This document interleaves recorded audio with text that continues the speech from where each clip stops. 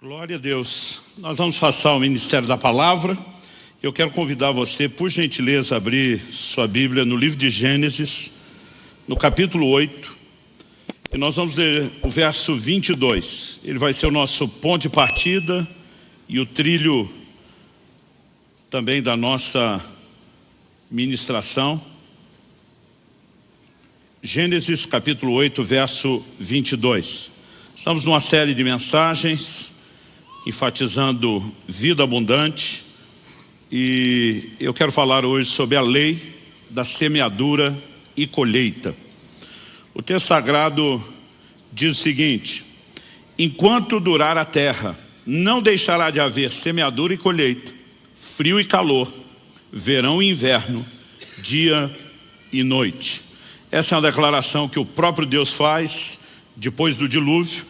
E eu gostaria que você, por gentileza, pudesse repetir comigo. Como eu tenho dito, além do poder de declarar a palavra, isso também nos ajuda a memorizar as Escrituras. Então, se você puder, depois de mim, repita com ânimo. Diga comigo: enquanto durar a terra, não deixará de haver semeadura e colheita, frio e calor, verão e inverno, dia e noite. Pai, nós oramos pedindo graça e favor do alto. Clamamos mais uma vez a liderança do Teu Espírito Santo, não apenas na compreensão da palavra, e clamamos por entendimento espiritual, mas oramos também, ó Deus, por aquela aplicação personalizada, única, que só o Senhor tem o poder de produzir em cada um de nós.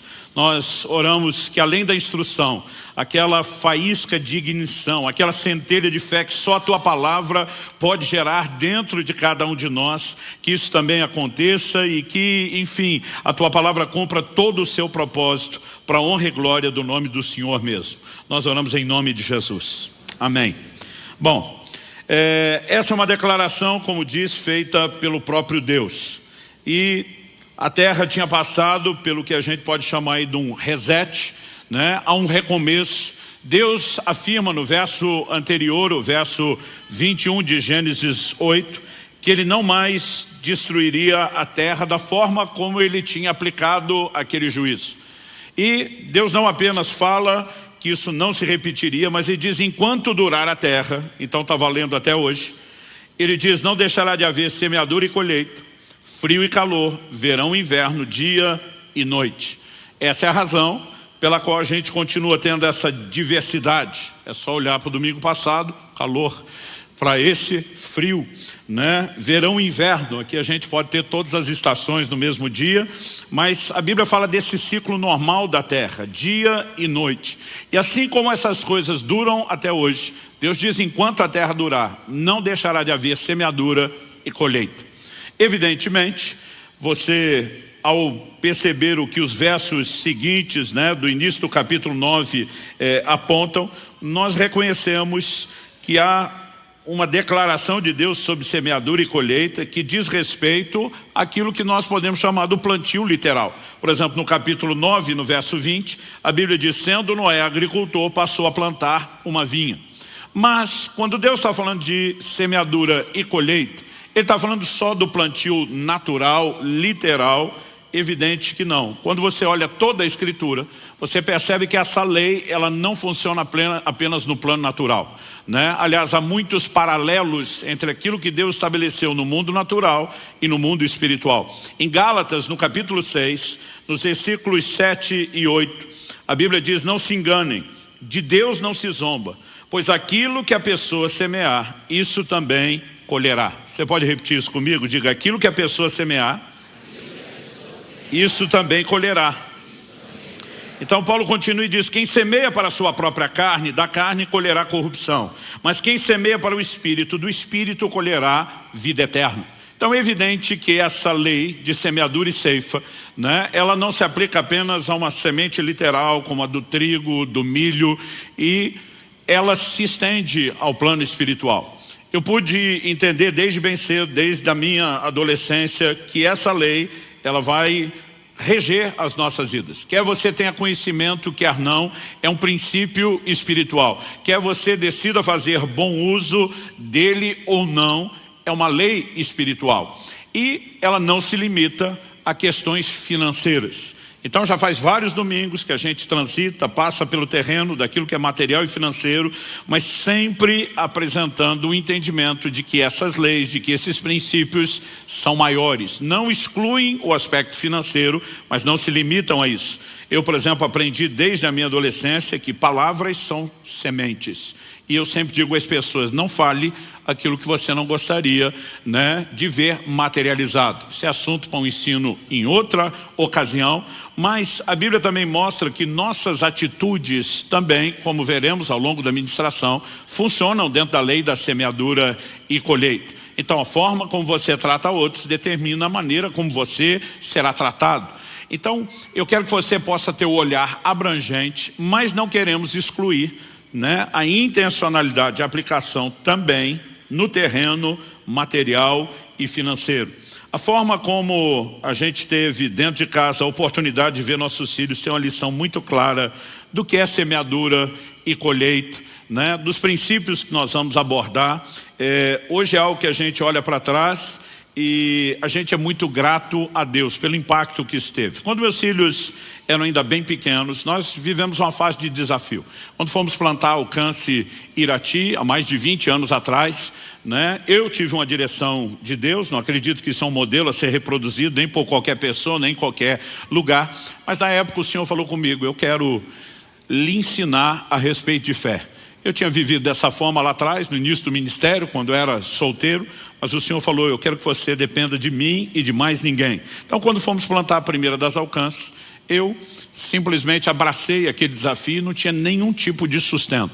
Mas não bastasse isso, levei comigo outras 6 famílias, né, que de alguma forma estávamos todos juntos no projeto e a gente decidiu ter um estilo de vida onde, né, muito parecido com aquilo que você lê no livro de Atos, a gente vivia em comunidade, repartiu o que tinha no início. Kelly e eu conseguimos dar uma boa alavancada, porque a gente desfez de tudo que tinha, casa, carro, para investir no projeto, no estabelecimento da igreja. Só que o que a gente tinha não durou muito, né, para aquelas famílias todas. Então todo mundo foi baixando o padrão de vida, se adequando à nova realidade. E eu lembro que meus filhos viveram assim, no modelo que comprar brinquedo em loja de R$1,99, quantos lembram do R$1,99? Isso era artigo de luxo já, né? Porque o padrão realmente estava, né, lá embaixo. E eu comecei a ensiná-los, eram pequenos, eu queria que eles entendessem sobre dinheiro. Desde fidelidade a Deus, com boa administração. Então mesmo não tendo muito recurso, a gente pensou, eles têm que aprender. E nós decidimos que ia guardar todas as moedas que a gente pegasse de troco. Então desde pedágio na época, não tinha cobrança automática, eletrônica, a gente acabava, né, que movimentava muito mais dinheiro do que fazemos hoje com os pagamentos eletrônicos. Então eu lembro que eu abri uma lata, fiz um corte, improvisamos um cofre que eu achei que seria maior do que os cofrinhos que vendiam, né, prontos, que eram pequenos, e falei, olha, nós vamos juntar dinheiro. Só que ninguém abre essa lata até o dia que ela estiver cheia. É a lei, é aqui o acordo. Mas quando estiver cheia, nós vamos torrar isso tudo em brinquedo.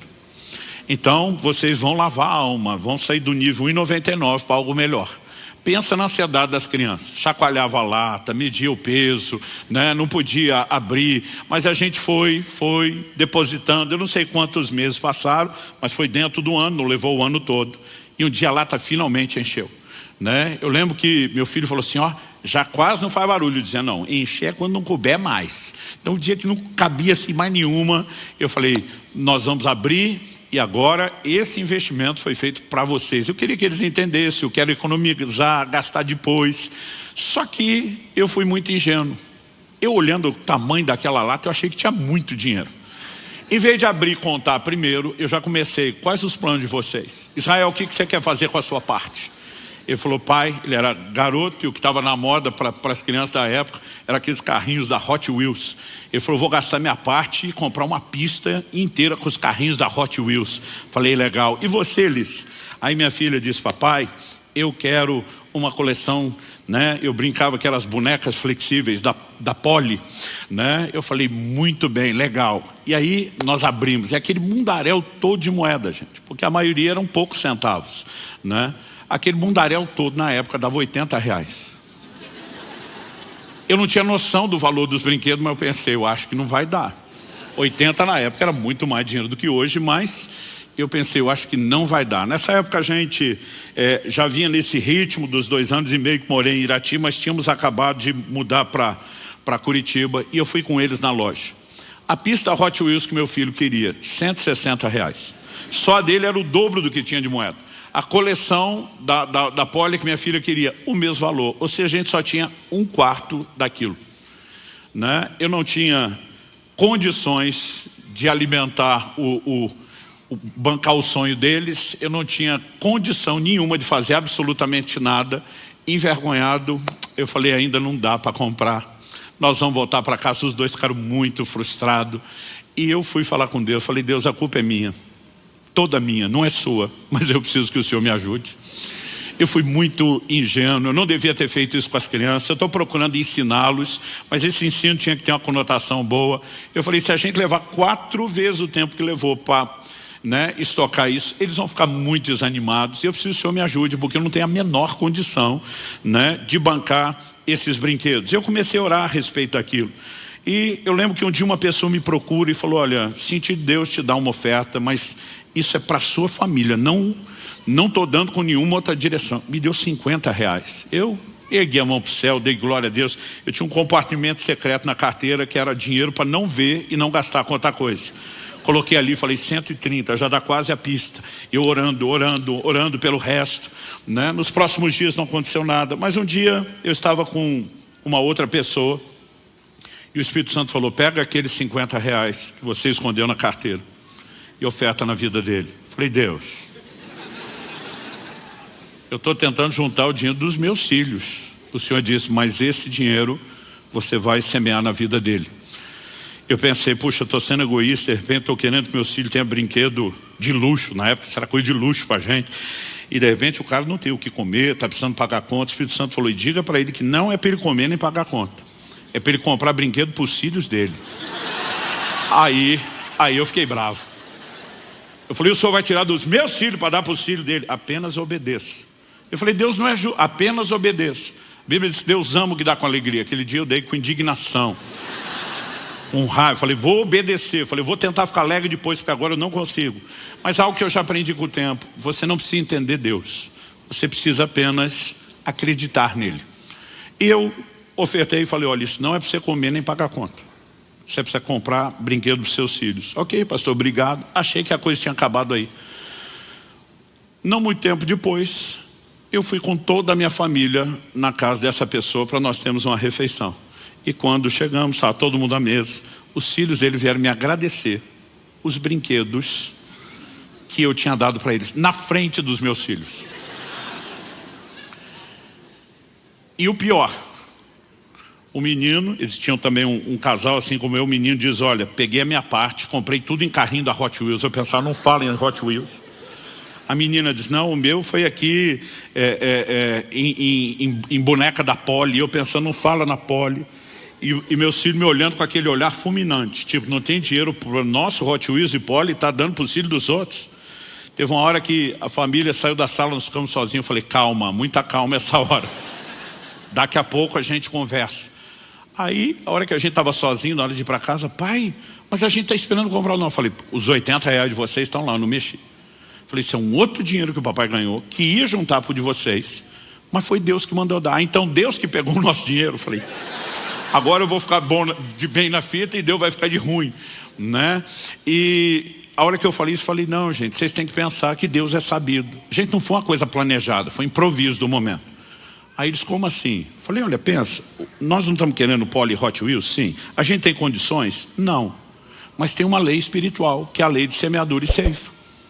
Então, tudo que você planta, você colhe. Falei, Israel, lembra aquela experiência que você fez lá da escola, que plantou feijão? O que é que nasceu? Ele, vagem. Falei, ok, o que tinha dentro da vagem? Não sei, pai, nós não abrimos. Feijão. Ah, tá. Falei, planta feijão, colhe feijão. Planta milho, colhe milho. Falei, olha o que Deus fez quando a gente está orando sem ter condições de ter Poli Hot Wheels. Ele mandou a gente plantar. O quê? O que eles compraram? Aí os dois me olharam empolgados. Poli Hot Wheels. Falei, quem planta Poli Hot Wheels vai colher o quê? Eles, Poli Hot Wheels. Falei, é isso. Aí eles saíram felizes. Falei para Deus, te vira. agora é contigo. Pastor, o senhor mandou Deus fazer? Não mandei nada. Naquela hora, sem ter pensado, eu lembrei de uma lei espiritual. Uma lei que nos governa. Uma lei que eu já tinha experimentado o suficiente para saber que funcionaria. Alguns dias depois, estava pregando em outra cidade. Eu lembro que nós tínhamos uma conferência, então tinha 2 palavras da tarde com break rápido e depois um intervalo maior entre da tarde e a da noite. No break da palavra da tarde, um irmão me aborda, eu estava do lado do pastor da igreja, fala: pastor, o senhor poderia me ceder a chave do seu carro? Eu falei: eu nem lhe conheço, o que você quer com a chave do meu carro ou com o meu carro? O pastor só me deu um sinal assim, ó: fica tranquilo, entrega. Eu falei: você vai devolver? Ele falou: vou, pastor, eu trouxe uma coisa para você, não queria entregar na frente de todo mundo, então eu já quero guardar no carro. Eu falei: ficaria mais fácil se você explicasse antes. Aí brinquei com aquilo, não vi o que era. No intervalo entre a tarde e a noite, fui para a casa que eu estava hospedado, tomar um banho, e quando cheguei lá, lembrei, abri o porta-mala, tinha 2 pacotes, né, de presente, embrulhado para presente, mas o embrulho era de loja dessas de brinquedo, de criança. Peguei as 2 sacolas com as 2 coisas.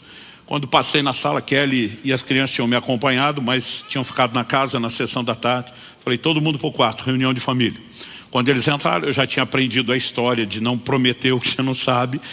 Então eu falei: olha, alguém entregou isso para o papai agora, eu acabei de pegar, ainda não sei o que é, mas como eu vi loja, embrulho aqui de loja de brinquedo de criança, pode ser que seja para vocês. Pode ser que alguém só aproveitou o papel. Vamos descobrir junto. Eu lembro que o Israel pegou, olhou e falou: claro que é nosso, pai, tem até o nosso nome. Falou: esse aqui é meu, esse aqui é seu, Liz. Quando ele abriu o pacote dele, o que era? A pista Hot Wheels que ele queria. Não era outra, era a que ele queria. Quando a Liz abriu, o que era? A coleção da Polly que ela queria. Detalhe, a gente nunca falou isso para ninguém. Os 2 olharam para mim: pai, do jeito que o senhor falou. Quem planta Polly e Hot Wheels. Polly e Hot Wheels.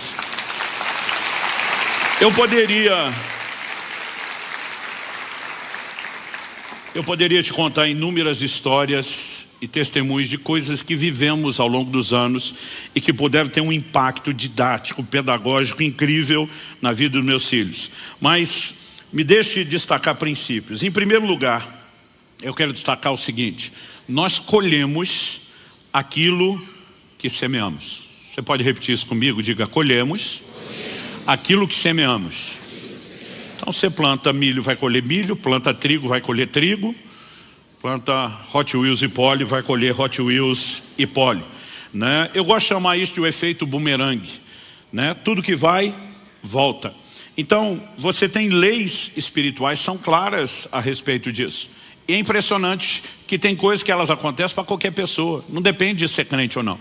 Jesus disse, por exemplo: qualquer que disser no seu coração e não, qualquer que declarar com a sua boca e não duvidar com o seu coração, né? Ele fala até mesmo de dizer ao monte: levanta-te e planta-te no mar. Ele diz: se falar crendo, vai acontecer com ele.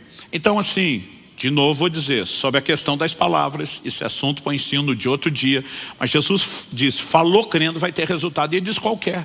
Ele não falou: olha, tem que ser um cristão nascido de novo, tem que ser um crente exemplar, né, cheio de maturidade. Ele diz: é com qualquer pessoa. Então essas leis vão funcionar para quem as conhece e para quem não. Sobre o efeito bumerangue, em Mateus 7, 1 e 2, Jesus diz: não julguem, para que vocês não sejam julgados, pois com o critério que vocês julgarem, vocês serão julgados, e com a medida com que vocês tiverem medido, vocês também serão medidos.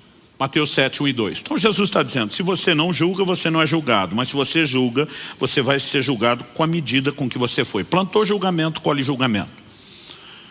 Então nós percebemos que a lei de semeadura e ceifa, como eu falei, não se limita a questões materiais, embora também não as exclua.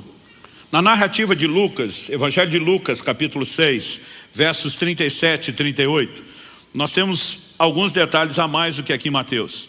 Não julguem e vocês não serão julgados. Não condenem e vocês não serão condenados. Mas ele segue e diz: perdoem e serão perdoados. Deem e lhe será dado. Boa medida, prensada, sacudida, transbordante será dada a vocês, porque com a medida com que tiverem medido, vocês serão medidos também. Então, o dai e dar-se-vos-á, né? Ou como diz essa versão que estou lendo, deem e lhe será dado, ele é parte dessa lei de semeadura e ceifa. Se eu julgo, eu sou julgado. Se eu não julgo, eu não sou julgado. Com a medida que eu meço, eu sou medido. Se eu dou, eu também recebo, né? Eu chamo isso do efeito bumerangue. Tudo que vai, volta. Mas a verdade é que cada um colhe aquilo que planta. Me permita ler alguns textos bíblicos. Salmo 7, 15 e 16 diz: abre e aprofunda uma cova e cai nesse mesmo poço que faz. A sua maldade recai sobre a cabeça e sobre o próprio crânio desce a sua violência. Pessoas que não conhecem a palavra de Deus, as leis espirituais, mas que observam e fazem constatações, tentam chamar isso por outros nomes. Talvez você já viu gente que não teme a Deus chamando isso de karma. Mas a verdade é que existe uma constatação: tudo que vai, volta. Provérbios capítulo 11, 24 e 25. Uns dão com generosidade e tem cada vez mais, porque quem planta colhe. Só que a Bíblia diz o seguinte: outros retêm mais do que é justo e acabam na pobreza, porque não multiplicam o que tem. Verso 25. A pessoa generosa prosperará e quem dá de beber terá sua sede saciada. As traduções mais antigas diz: quem descedentar será descedentado. Tudo aquilo que você faz pelos outros farão por você. O que você não faz, provavelmente também não farão por você. E o que você faz de ruim voltará para você. Então eu tenho percebido que ao longo de uma vida inteira esse princípio sempre está lá. No início da Alcance, aqui em Curitiba, eu tinha pregado e ensinado um domingo e eu falei: gente, eu nunca fico na estrada sem ser ajudado por ninguém. Pensa num cara que já ficou na estrada. Primeiro porque no início o ministério viajava muito de carro. Eu parei de contar a quilometragem dos carros quando bateu em 1 milhão. Depois eu falei: não vou passar a vida contando isso. Só que na época, além de viajar muito, a gente não tinha condições de carro bom. Ou seja, pelas leis da probabilidade, ficava muito na estrada, né? Era um problema, era outro. E antigamente a gente ainda tinha uma frase que só os mais velhos entenderão. A gente dizia: pois é. Aliás, virava até o apelido do carro velho, meu pois é, né? E em todas as circunstâncias eu sempre fui ajudado. E eu comecei a perceber que eu não precisava pedir ajuda. A ajuda chegava, a ajuda se jogava no colo. Por quê? A vida inteira, por estar muito na estrada, toda vez que eu via alguém com problema, eu parava para ajudar. Eu já tive situações de estar à noite com a família, ver um carro encostado, né, e dizer para Kelly: vou para ajudar. Ela diz: olha, o cenário aqui não está dos melhores, dos favoráveis, pode ser perigoso. Eu digo: você tem razão, mas isso não significa que a gente não vai ajudar. Ia para um próximo posto, deixava eles na conveniência e segurança, voltava sozinho e oferecia ajuda. A vida inteira eu plantei ajuda, a vida inteira eu colhi ajuda. E eu tinha comentado isso num culto, e na semana fui fazer uma viagem, um jovem da igreja me acompanhou. No meio do caminho, estava indo para o Mato Grosso do Sul, uma pane elétrica no norte do Paraná, o carro parou. Ele olhou para mim e falou: agora eu quero ver. Falei: ver o que? Ele falou: a ajuda chegar sem a gente pedir. Eu falei: você vai ver, seu Tomé, né? E a primeira preocupação dele: não tem sinal de celular. Hoje é difícil ter esse sinal na estrada toda, você imagina há 18 anos atrás. E eu falei: não se preocupa com isso não, porque nós não vamos pedir ajuda, a ajuda vai chegar. Eu falei: não, pastor, o senhor não precisa ficar na obrigação de provar nada. Eu falei: não vou te provar nada, você só vai assistir. Ele falou: mas uma vez ou outra, às vezes a gente pode fazer nossa parte. Falei: hoje não. Mas ele estava preocupado com aquilo. E ele falou: olha, tem uma caminhonete parou lá embaixo, né? Tinha uma baixada na estrada, a gente tinha pego a subida. Ele falou: tem uma que encostou lá. O cara não desceu, não está fazendo nada, tem lugar nenhum para ir. Ele falou: estou com uma suspeita. Eu falei: qual? Ele falou: ele deve ser da região e sabe que aqui não dá área de celular. Ele parou ali embaixo para resolver alguma coisa. Então se a gente for lá, provavelmente vai dar área. Eu falei: nós não vamos a lugar nenhum. A ajuda vem atrás. Ele falou: pastor, não precisa ser rígido, teimoso com isso. Eu falei: não, eu quero agora que você veja porque funciona. Enquanto a gente está falando sobre isso, o próprio cara da caminhonete, né, ele vem na nossa direção e para atrás da gente. Quando eu vi que ele parou o carro e desceu, eu também desci, e ele falou assim: algum problema elétrico? Eu falei: sim. Ele falou: eu posso te ajudar. Eu falei: se você me deixar na próxima cidade conseguir socorro, já está ótimo. Ele falou: eu posso fazer mais do que isso, eu tenho tudo que você precisa na minha caminhonete, né, para a gente rebocar o carro, e vou fazer isso. E ele falou para mim: quando entrar na próxima cidade, eu vou passar na frente da concessionária da marca do seu carro, não vou parar. né? Ele falou, vou passar na frente de uma grande autoelétrica, não vou parar. Eu vou te levar numa outra autoelétrica mais para dentro da cidade, menorzinha, né? Ele falou, o camarada tem um preço justo, é bem mais honesto, não vai ter um prejuízo tão grande como se a gente parasse nas primeiras. Ele falou, e o cara é muito bom, e além disso, muito honesto. É um crente desses de verdade. Quando um não crente chama o crente de verdade, é uma coisa linda. Porque tem muito fake crente, né? Por aí. E aí, esse rapaz ficava olhando para mim e eu falei para ele, eu te disse. Ele falou, é sempre assim? Eu falei, sempre assim. Porque tudo aquilo que você planta, você colhe. Quem dá de beber, quem mata a sede, terá sua sede saciada. Quem está entendendo, diga amém. Provérbios 22, 8 e 9. O que semeia injustiça, colhe a desgraça. E a vara da sua indignação será destruída. O generoso será abençoado, porque reparte o seu pão com os pobres. Você pode repetir isso comigo? Diga, o generoso será abençoado, porque reparte o seu pão com os pobres. Gente, aqui nós temos lei de causa e consequência. O generoso será abençoado. Por quê? Porque reparte o pão com o pobre. Porque é uma palavra de ligação entre o raciocínio que está sendo construído, a explicação que vem depois. Ou, como Fábio, diácono da igreja, professor de português, me deu uma aula, é uma conjunção explicativa. E agora eu falo isso em todo lugar para parecer que eu estudei. Eu fico gastando até onde não preciso. Conjunção explicativa. E eu não sei onde eu estava no dia da aula que explicaram isso, que eu nunca soube o que era. Mas será abençoado. Por quê? Porque faz algo que provoca bênção. Eu sei que há uma doutrina bíblica inquestionável, que aquilo que nós recebemos de Deus é uma expressão da sua graça, e que a graça se acessa pela fé. Mas muitas vezes isso leva os cristãos ao extremo de que eu não faço nada. Tudo o que acontece não tem a ver com merecimento. E eles confundem isso com responsabilidade. Como se a gente não fizesse absolutamente nada. Bom, se para acessar a graça que eu não mereço, eu preciso crer, é lógico que tem um efeito de causa e consequência. Eu tenho que me posicionar em fé. A obediência é apresentada na Bíblia como uma expressão de fé. Então, quando eu decido andar na palavra, escolho, me responsabilizo por isso, eu também estou expressando fé. E a Bíblia está dizendo que o que reparte o pão com o pobre, né, ele será abençoado. E será abençoado por causa do que fez. Porque quem planta tem o direito de colher. Não apenas o direito, tem a inevitável consequência. E não importa o que plantou.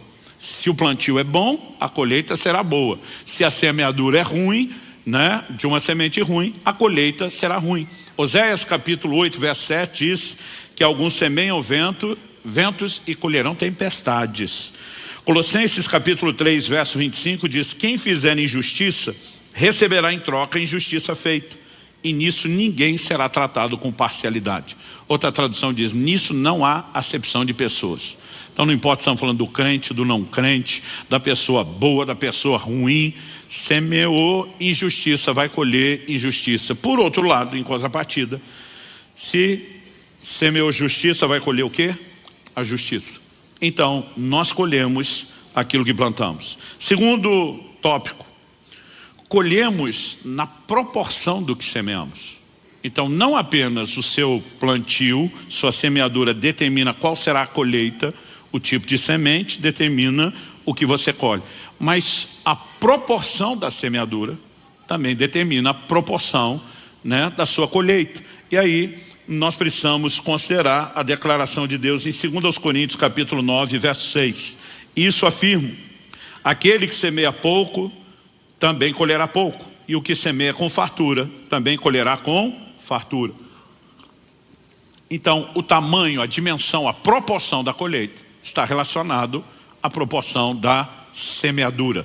Nós precisamos entender que quando falamos a respeito disso, não apenas o que semeamos determina o que colhemos, mas essa questão do volume também precisa ser colocado nessa equação, também precisa ser entendido. E há dois aspectos que se enquadram dentro desse outro princípio que nós estamos abordando. Não apenas o quanto plantamos, no sentido de quantidade final, mas a recorrência, né? Porque muitas vezes você pode imaginar, semeei muito, mas fiz isso uma vez só. Isso significa que eu teria uma colheita só. Mas semeio sempre com frequência. Terei sempre colheitas frequentes.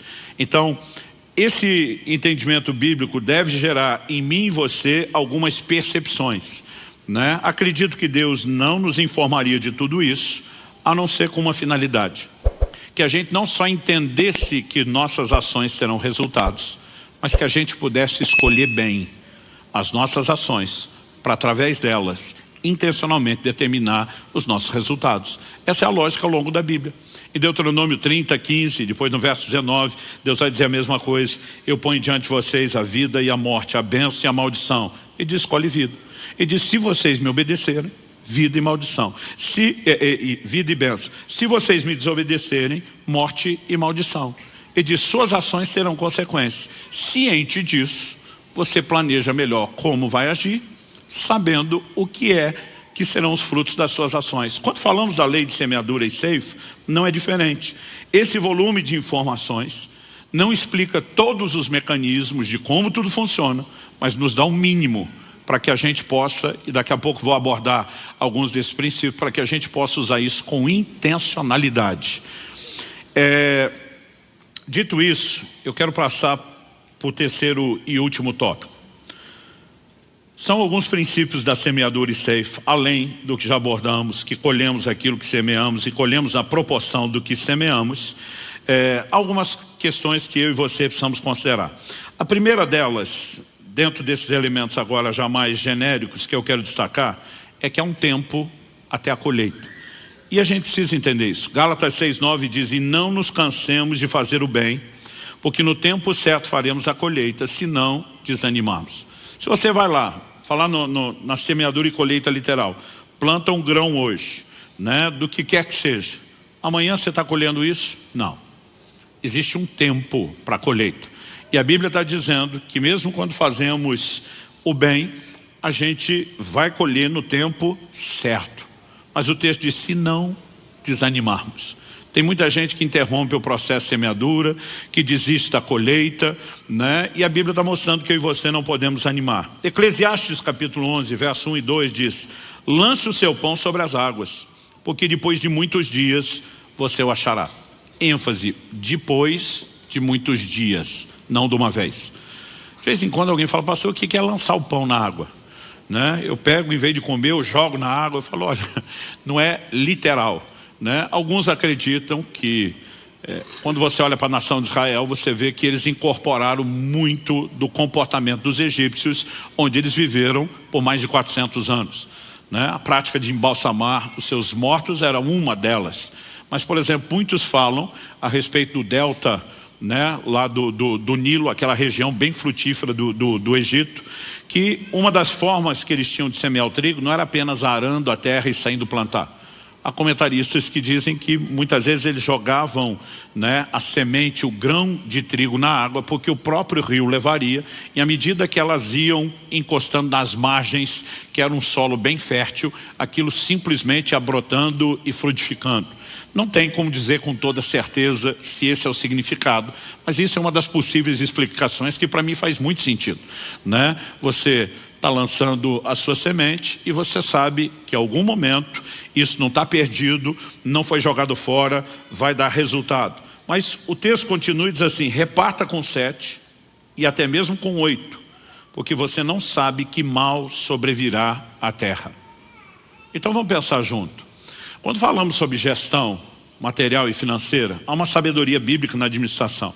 Essa sabedoria significa que a gente deve sempre ter uma mentalidade de provisionamento. Qual foi a revelação que Deus, por meio de José, deu a Faraó? Aproveite o tempo da abundância, das vacas gordas. Guarde recursos para o tempo da escassez, das vacas magras. Né? Infelizmente tem gente que passa uma vida inteira gastando o que ganha. Mesmo na época das vacas gordas, gasta tudo. E não trabalha com provisionamento. Quando chega momentos de dificuldade, ele está em desespero. E o curioso é que as pessoas sempre falam assim, surgiu um imprevisto. Eu falo, olha, o imprevisto tem esse nome porque você não podia prever o que ia acontecer. Mas uma coisa é previsível, haverão imprevistos. Então, mesmo que você não preveja quais são, você pode prever que eles vão acontecer. E para isso a gente se organiza. A gente trabalha com provisionamento, com reserva. Então, é sábio administrar sua vida com essa perspectiva. Mas Deus está dizendo, você não sabe o que vai acontecer no futuro. E é bom você se precaver quanto ao futuro. E uma das formas não é só o dinheiro que você guarda consigo. Tudo aquilo que você repartiu com o maior número de pessoas é um plantio, é uma semeadura. E lá na frente, quando surgirem necessidades, você tem um crédito de colheita. Então, pastor, com qual provisionamento eu trabalho? Eu digo os dois. Eu aprendi com o tempo que eu posso guardar o recurso de forma literal. E eu posso investir no meu futuro, semeando na vida de pessoas, porque a colheita é inevitável. Mas é importante que a gente saiba também que há um tempo. Os resultados não vêm de imediato. Quando meus filhos eram pequenos e começaram a ver esses resultados, eu dizia, olha, tem coisa que você planta, ela nasce rápido. Tem árvores, por exemplo, que elas demoram muito para crescer e desenvolver. E eu dizia muitas vezes para eles, tem coisas que vocês estão participando da semeadura e vão colher. Eu dizia, mas tem coisas que os filhos de vocês, meus netos, vão colher. Então, ao longo de uma vida, nós vamos sempre estar olhando para esses princípios e entender, existe um tempo. Esse tempo não tem uma única matemática que explica. Não é apenas porque não há resultado imediato. Tem créditos que Deus guarda, né, de acordo com o seu conhecimento prévio de todas as coisas, que Deus guarda para a hora certa. A Bíblia fala que Mardoqueu, ou Mordecai, dependendo da versão da Bíblia que você usa, o tio de Esther, ele tomou conhecimento de uma conspiração para tirar a vida do rei. E ele simplesmente, para não ser cúmplice, porque quando você sabe de algo errado e não denuncia, você é cúmplice, ele vai lá, expõe a conspiração foi desbaratada, a vida do rei foi salva. Alguém fez alguma coisa para agradecer esse homem? Não. Essa é a hora que alguns crentes ficam meio amargurados. Eu fiz algo, ninguém nem disse obrigado, algo que eu e você, quando entendemos as leis do reino de Deus, precisamos saber. Não importa se alguém vai te agradecer. Tem um Deus vendo todas as coisas. E toda semeadura tem colheita. Quando você olha para Amã, se torna um inimigo pessoal de Mardoqueu, com a intenção de destruí-lo. Quando ele decide fazer isso, já tinha construído até a forca para enforcar o homem. Na noite anterior, o rei perde o sono. E alguns eventos não são aleatórios. Tem o dedo do nosso Deus soberano.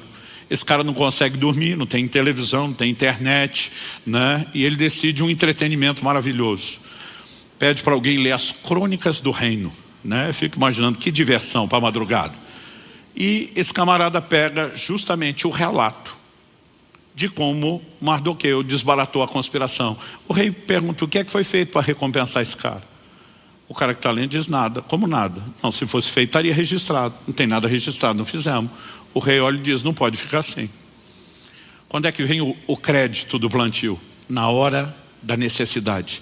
Eu tenho visto coisas que eu fiz para ajudar outros. E muitas vezes a gente vai tomar escolhas e decisões, e teve momentos onde eu senti uma direção de Deus, de fazer investimentos na vida de pessoas. Então, por exemplo, estava me organizando com Kelly a longo prazo, como podemos fazer para depois ter ofertado a nossa casa, voltar a ter a casa própria, a gente cheio de planos. Mas eu lembro de uma ocasião que eu tomei conhecimento de uma pessoa, né, que se ela não fosse ajudada, ela ia perder um consórcio, todo o dinheiro investido, e o Senhor falou comigo, ajuda. Eu pensei, ele não se precaveu para o imprevisto dele. Eu me precavi, agora tem que pagar a conta dele. O Espírito Santo diz, reparte com 7 e até com 8. Você não sabe o que é que vem depois. Você não sabe quando e como vai precisar. Falei, vou te obedecer, né? E falei para aquela pessoa, como eu posso te ajudar? Ele falou, pastor, eu não quero tomar vantagem do senhor, não adianta o senhor me emprestar dinheiro que eu não tenho para devolver porque a coisa está feia. Ele falou, o que podemos fazer? Eu te vendo o consórcio de uma forma bem justa. Eu não queria consórcio. Mas naquele momento entendi que era a forma de ajudar. Fizemos a transação. Isso me aconteceu 2 vezes, com pessoas diferentes, em ocasiões diferentes. Mal sabia eu que na hora certa que eu mais precisasse, aquilo viria. Eu lembro que uma dessas pessoas era muito próxima, de confiança, e ficava no meu pé, pastor, vamos transferir esse negócio. A gente tem que dar exemplo, esse negócio não fica para depois, mesmo que a gente tenha testemunha, que se um de nós faltar, a coisa não para assim, é melhor resolver. E eu fui enrolando ele, até que um dia o Espírito Santo falou comigo, acordei de manhã, ele falou, liga para fulano, faz a transferência do consórcio hoje. Eu pensei, está um dia corrido.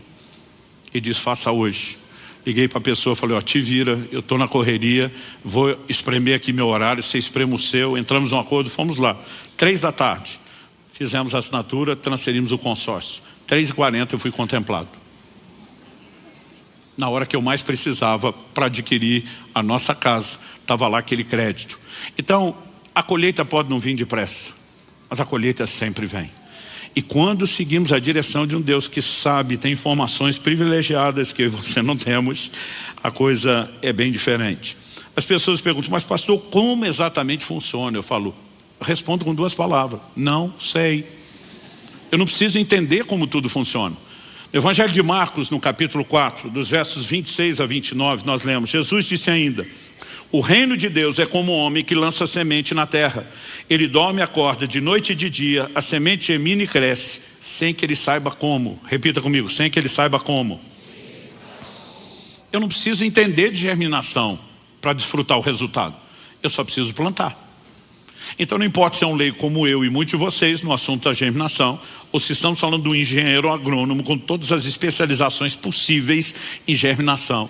Eu, sem saber muita coisa, posso plantar e ter o resultado, que é a colheita. Ele sabendo tudo que sabe, se não plantar não vai colher.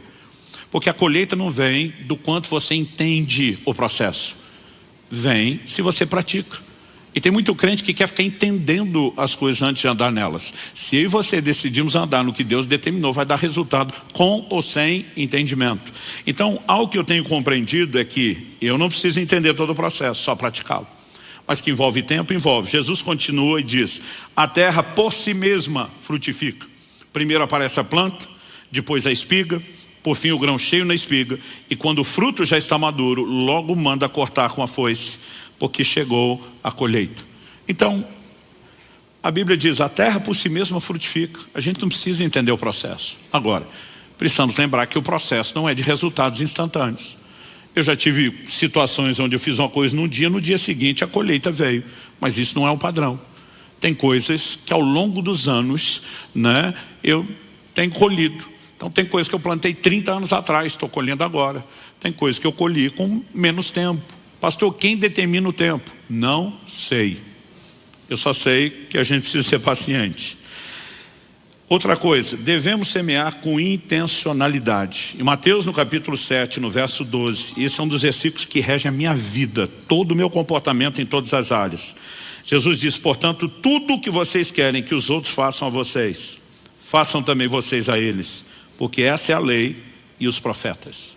Tudo o que você quer que te faça, faça aos outros. Lembra do efeito bumerangue que nós falamos? Tudo que vai e volta. Então alguns apenas dizem, eu não vou julgar porque eu não quero ser julgado. Ou seja, ele se abstém de um comportamento ruim porque ele não quer ter uma colheita ruim. Mas a Bíblia não fala só para você não fazer algo ruim porque você não quer que volte. A Bíblia mostra que eu e você podemos intencionalmente fazer coisas boas porque queremos que essas voltem. Então tudo o que querem que os homens vos façam, fazer a eles. Um dia uma pessoa estava comigo e ela falou assim, cara, nesse fim de semana eu já te vi ganhar pelo menos uns 10 presentes diferentes. Eu falei, deve ser bom ser amado. Eu senti uma dor naquele comentário. Falei, por quê? Ele falou, eu raramente ganho presente. Eu falei, antes da gente avaliar a consequência, vamos na causa. Você costuma dar presente? Não, não ganho nada, também não dou. Eu falei, existe uma lei espiritual que é a lei de dar e receber, não é de receber e dar. Eu falei, você vai passar uma vida inteira esperando acontecer para fazer e não vai nem receber, muito menos fazer.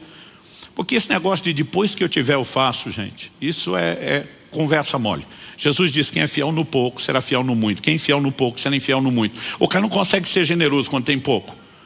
Vai deixar de ser avarento a hora que tiver muito e estiver gostando daquilo que pegou na mão? Fala sério, né? Então assim, nós precisamos entender essas verdades. Eu olhei para ele e falei, olha, se você permanecer perto de mim, tempo suficiente, você vai ver que a maioria dessas coisas que eu ganhei não vão para aqui. Vão ser redistribuídas, vão ser canalizadas. Agora, quanto mais se semeia, mais se colhe. E é impossível não experimentar essa lei. Mas nós podemos experimentá-la com intencionalidade. Eu lembro quando meus filhos ainda eram pequenos, eu fiz uma mobilização de alguns irmãos da igreja, que eram mais próximos, que eu tinha liberdade para falar isso. E falei, olha, estou sentindo Deus me incomodar em relação a algo. Eu creio que nós temos que investir numa boa educação para os filhos de um missionário que está lá no campo, na linha de frente, e que não teria recurso para isso, e se tivesse, nunca botaria dinheiro nisso, por causa das outras necessidades que tem lá, e seria a última coisa no orçamento dele, se é que entraria. Mas Deus está me incomodando. E aí nós podemos fazer e bancar o que ele não faria. Então nós não vamos dar o dinheiro, nós vamos dar o estudo dos filhos. E um desses irmãos falou: pastor, acho seu coração lindo, conta comigo, estou dentro. Ele falou: mas só me preocupo com uma coisa. Eu falei: qual? Ele falou: o senhor não tinha que estar juntando dinheiro para o estudo dos seus filhos? Ele disse: o senhor não vai confiar nesse sistema educacional falido. O senhor tem a visão para ele, sabe do plano e o propósito. Eu falei: não, eu estou me organizando de uma maneira que vai ficar progressiva em fazer minhas reservas aqui. Mas eu falei: quando eu faço algo pelos filhos dos outros, estou fazendo pelos meus. Porque tudo que você planta, você colhe. O cara falou: eu acho bonito, mas eu acho que o senhor está espiritualizando, né? Eu falei: daqui a um tempo você vai ver. Eu lembro quando, e a pessoa está sentada aqui hoje enquanto eu falo, mas a gente nunca entrega nomes. Quando Israel completou 14 anos de idade, só iria para a faculdade aos 18. Ele ganhou uma bolsa completa da faculdade nos Estados Unidos. Aí essa pessoa falou: estou lembrando daquilo que você falou. Eu falei: você está lembrando agora, eu nunca esqueci. Eu só não sabia exatamente quando e como viria. Mas essas sementes, elas sempre dão resultados. E a gente tem essas informações para que a gente possa usar isso com intencionalidade. Eu citei antes falando do tempo. Vou citar de novo com um versículo a mais para falar de intencionalidade. Gálatas 6:9 diz: não nos cansemos de fazer o bem, porque no tempo certo faremos a colheita se não desanimamos. Verso 10: por isso, enquanto tivermos oportunidade, façamos o bem a todos, mas principalmente aos da família da fé. Ele diz: já que tem colheita, por isso vamos fazer o bem. Então há uma expressão de amor pelas pessoas, há uma revelação do caráter generoso de Deus, como temos trabalhado em várias outras reuniões. Eu me preocupo que a gente lembre disso, para não parecer que nós estamos, apresentando o princípio como se fosse mera barganha, mas ao mesmo tempo Deus diz: entendeu os princípios, tem o coração correto, saiba de uma coisa, você também vai colher resultados. E nós podemos fazer isso com intencionalidade. Durante toda a minha vida, a maneira como eu trato as pessoas em qualquer circunstância, não importa se estamos falando do ministério, de vida espiritual, qualquer relação, pode ser uma comercial, como eu gostaria que me tratasse. Então por que é que eu vou dar uma de esperto e passar a perna em alguém se eu não quero que façam isso comigo? E se eu ajo dessa forma, é certo que agirão comigo. Mas se por outro lado, você olha o Jacó dando uma desperto com o irmão e daqui a pouco encontra um sogro que dá nó em pingo d'água, e conseguiu ser mais esperto do que ele. Lá na frente viria Deus mudar a sua sorte. Mas eu e você precisamos entender que tudo aquilo que a gente planta, a gente colhe. Então escolha um plantio correto. E a última coisa que eu quero destacar: persistência também é necessária. Lembra que lemos Eclesiastes capítulo 1, lança o teu pão sobre as águas, verso 2, reparte com 7 até com 8. No versículo 6, o texto diz assim: semeie a sua semente de manhã e à tarde não fique de braços cruzados, porque você não sabe qual irá prosperar, se esta, se aquela ou se ambas serão igualmente boas. Às vezes alguém me pergunta: pastor, o que o senhor acha que foi a semente que determinou essa colheita? Eu falei: não sei, foi tanta semente. A Bíblia diz para semear de manhã, depois à tarde de novo, não fica de braço cruzado, não perca a oportunidade. E você não sabe qual vai dar resultado, ou se as duas. Então, eu não consigo determinar se a colheita veio da semente da manhã, se veio da tarde, se é a combinação das duas. Mas uma coisa que é certa: o resultado vem. Então, a gente pode, além de ter intencionalidade, entender, isso envolve recorrência, persistência, é um estilo de vida. E quando a gente começa a trabalhar nessa perspectiva, na hora certa, a colheita virá. E como eu disse, a hora certa envolve tempos e circunstâncias que eu e você não temos todo o conhecimento, não temos toda a clareza. Mas algo que é certo e seguro, o efeito bumerangue, a lei de dar e receber está aí. Tudo o que nós fazemos pelas pessoas acaba voltando. Então, como eu falei antes, vou repetir isso, não se limita ao aspecto material e financeiro. né? Desde aquilo que falamos, desde o nosso comportamento, a maneira como tratamos os outros, mas também todo o comportamento e o trato nessa perspectiva material. Quando a Bíblia diz que o generoso será abençoado porque se compadece do pobre, quando diz reparta com 7, até mesmo com 8, a gente precisa entender que no plano de Deus, ainda que você não seja egoísta e saia do centro, não existe como não colher resultados, porque nós servimos a um Deus que é justo, Ele não é injusto. Então o que você faz, o que você planta, você colhe. É só uma questão de tempo. Quando você escolheu o que plantar, você determinou qual a colheita. Quando você escolheu quanto plantar, você determinou a dimensão da colheita. E no processo, é importante você lembre a necessidade de paciência, a necessidade de persistência, né? E independente de entender ou não entender o processo, que a gente sempre tem essa percepção de que deve haver intencionalidade. Você recebe essa palavra? Amém. Vamos orar.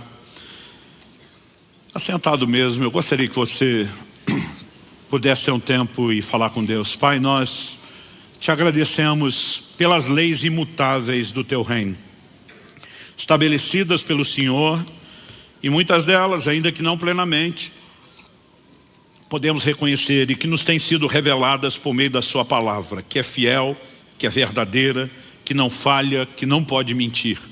Pai, nós queremos clamar graça e favor do alto. Não apenas, como já oramos no início e insistimos nisso agora, não apenas para que haja um entendimento espiritual, mas, Pai, nós oramos por aquela liderança personalizada do Teu Espírito Santo.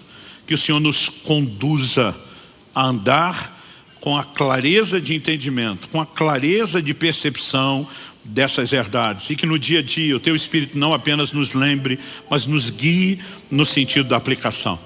Nós clamamos graça, favor do alto, em nome de Jesus. Amém.